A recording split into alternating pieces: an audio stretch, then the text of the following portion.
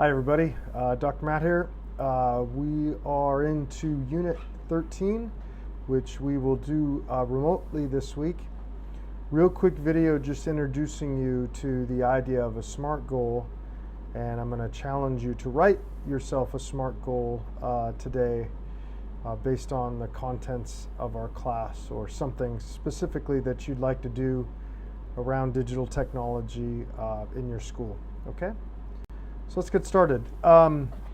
We will start really by looking at what SMART goals are, why they exist, right? Really kind of in a nutshell, they're a real kind of action plan for you, a personal action plan for your own development. We're going to focus on using technology in education in schools. We'll talk about why they are a good structure and why they can improve not just your own professional development, but potentially your colleagues or as a leader of the school that you work at. We'll talk about how you put them together and really focusing not on how other people can make you better, but how your actions and how you can commit yourself to your own kind of personal change.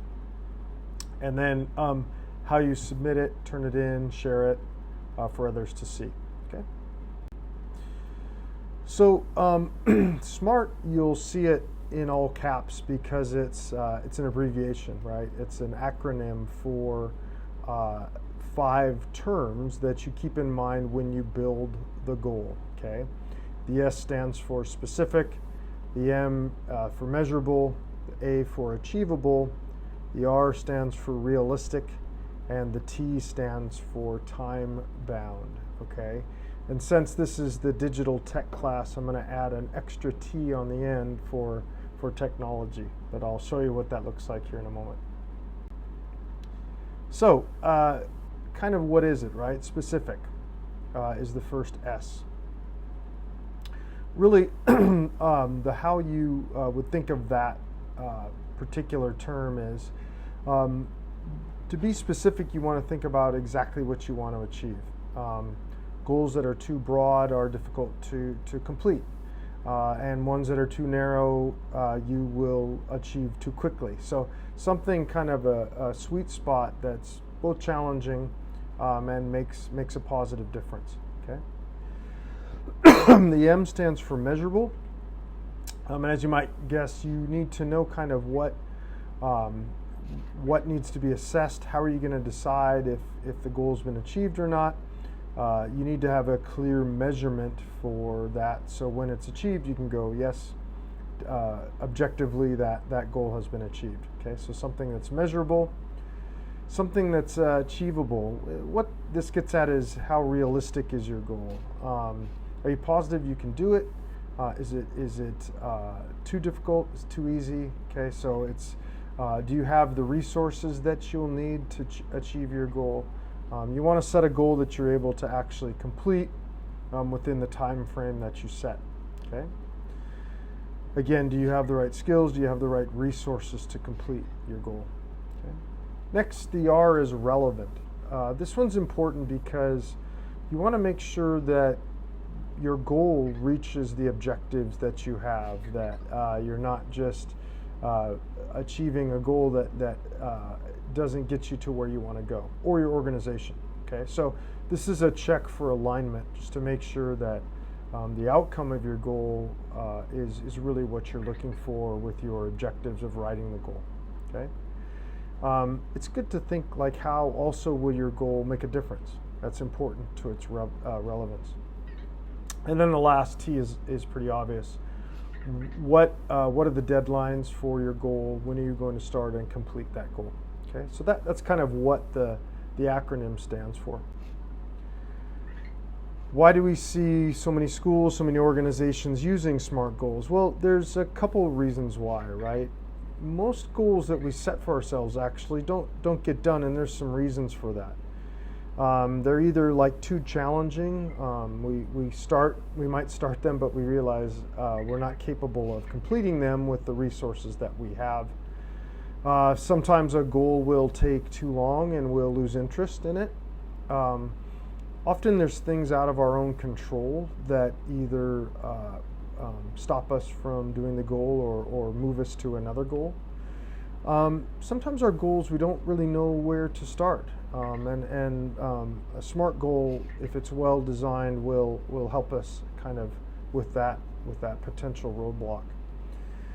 And then the last one, we're kind of all guilty of it. If there isn't some way of ensuring that it get done, if we don't have someone keeping an eye on us, then we can let some goals go in lieu of other ones. Okay, so that's the idea of accountability. So how do you do it, right? And these are some important questions and notes for you as you go about hopefully attempting to write your own SMART goal today. Okay, so with the S, how do you do that? Well, you want to think about who will your goal affect, right? So not only do you want to accomplish something, but you want to think about who will be effective. These 5 W questions are pretty good if you're able to answer them when you look at how specific your goal is. Which would be the resources, right? Which resources will you need to accomplish your goal? Where will your work take place? Where will the goal take place? And then obviously it's really important to think about why. Why are you doing this? A good example of a non-specific goal would be, I want to be a better teacher, right? So that's not very specific because you're just looking at teaching as one kind of general skill. A better way to phrase that might be, I want to engage my students in class through the use of digital technology. So that's a little bit more specific. Maybe your goal is to become a better teacher, but you have specified something, a specific skill that you want to target in order to reach that bigger objective. Okay. Number 2, measurable. So for this one to think about that is, think about how much or what will change once your goal is accomplished. That will help you determine what's measurable. What evidence do you need, right? What data do you need to have or be able to see in order to objectively measure that your goal has been complete. Okay. Sometimes usually our goals are around stuff that can be challenging to measure. If you think about the example I just gave you, right? How do we objectively measure, say, student engagement? Well, there are ways, right? You can survey your students. You could measure their participation in class somehow. You could have an observer come in and write down how many questions the students ask, that type of thing. But it's good to find ways to find objective measures for your goal attainment, because it's easy to say I achieved or I didn't achieve this based on just feelings. But you want to have some objective measures if you can. Okay. Attainability or achievability, right? So with this one, I remind you of your zone of proximal development, right? Is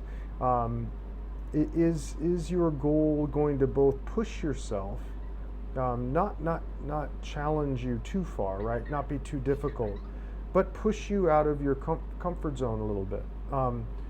Your goal should change your behavior. It shouldn't just affirm what you do. It should be a change in your behavior. Also, it's important that it changes your behavior and not like your students' behavior. You want to make sure that the goal is about you, something that you're going to change, something that pushes you past your comfort zone or what you already know. Okay, so think about as you achieve or attain your goal, how will you do this? Right? You want to make it realistic, not too dreamy, but and you want to think about the constraints, things like money, things like other people. You want to write your goal so that some of those factors that are out of your control are minimized. The difference between a goal like I want to get promoted at my job, that's a lot of that is probably out of your control. But a similar goal might be to, say, complete the training or experience or preparations that I need to do in order to be considered for a promotion. Now that's completely in your control, and you can work towards that goal without outside sources having an influence on it. Okay.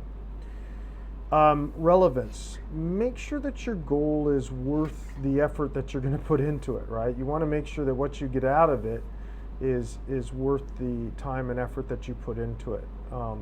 Again, if it's one way to get to a bigger objective, make sure that if you achieve your goal, you're on your way to that objective. Okay. One really good thing to always consider as an educator is, how will achieving your goal help student learning, right? You always want to be able to tie it to student learning somehow, and make sure that connection is clear, right? So a goal that might be relevant is something like, I'm going to use Google Sheets, for example, to improve student writing. Okay, so you've got a pretty specific goal there, but is Google Sheets the best way to improve student writing, right? So you do need to kind of question yourself, is that the best tool? Maybe using Google Docs or something else would be a better tool.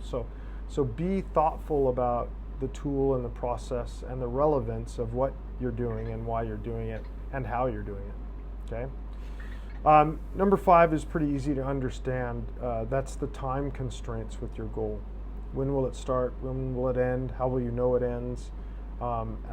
Setting yourself a time bound is important, because sometimes our goals can carry on and on and on if we don't consider them the most important thing we're doing at the time, okay? And then you'll see in the title here we have an extra T, and that T, like I said, will just be based on technology, okay?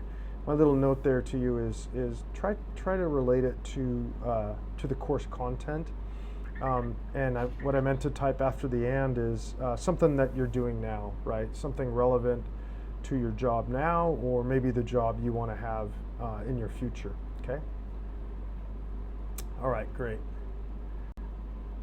So last part is go ahead and give that a shot.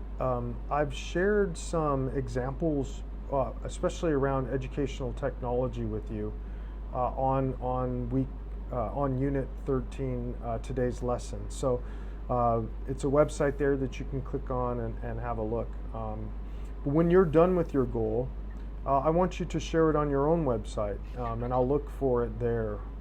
And I want you to share it with others as well.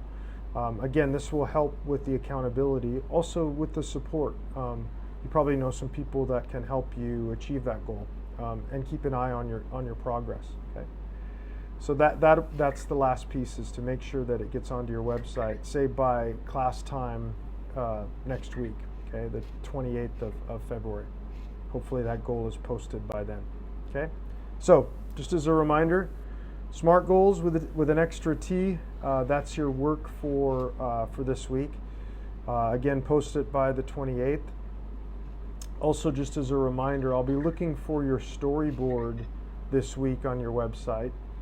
So make sure that you find a way to get that posted on your website. And then the rest of your week is really preparing for your final and any kind of work that you need to do for your other classes as well. Okay. And that's it from me. And I hope you have a nice free Wednesday that's busy, and you get a lot of work done, and you get some rest. Okay. And I'll see you guys on the 28th. All right. Take care.